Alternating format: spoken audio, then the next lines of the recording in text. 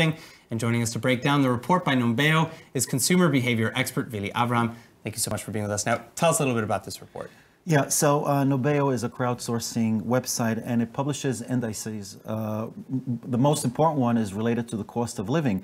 And Tel Aviv went up 16 places from 36 just last year to 20th the place this year, and Israel overall is ranked as the 8th most expensive country in the world. Now that's a massive, massive jump. Why is that the case? Well, this ranking is decided upon or based on a few criteria. So one of them is rent, which increases from month to month.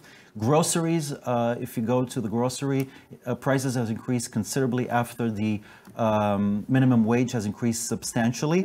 It's also the prices of restaurants and the local purchasing power, which means, your ability to buy products. How does this compare to other countries and cities in the Middle East or the region?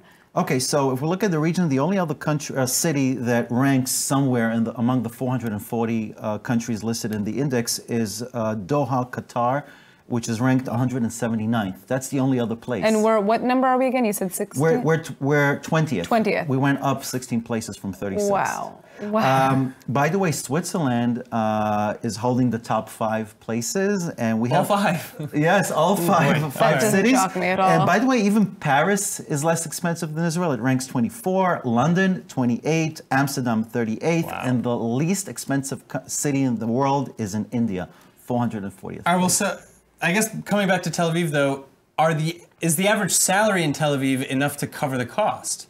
No, well, if you look at statistics, in general, the average family earns about 20,000 shekels a month, and the expenses are about 16 or 17. So and that's a family of 4? That's a family of, 4. Okay. Statistically, there are 3.7 people in every family. Okay. So it means that overall, people are left with about $1,000 a month, but there are a lot of people who can't make ends meet. There are a lot of people who don't even earn the minimum wage. So on average, we're well off. But there are a lot of people who cannot pay rent, they cannot buy apartments. There are more and more homeless people in Israel. So, well, you just think, and on one hand, it seems like it would be a positive thing that, Tel Aviv would be one of the more expensive countries in the world, because it does say something about Israel as a first world country, right? Yeah, well, it does. I mean, all first world countries are ranked higher than, if you look at those who are ranked 330, 340, these are third world countries. So it does mean that overall Israel is in very good shape.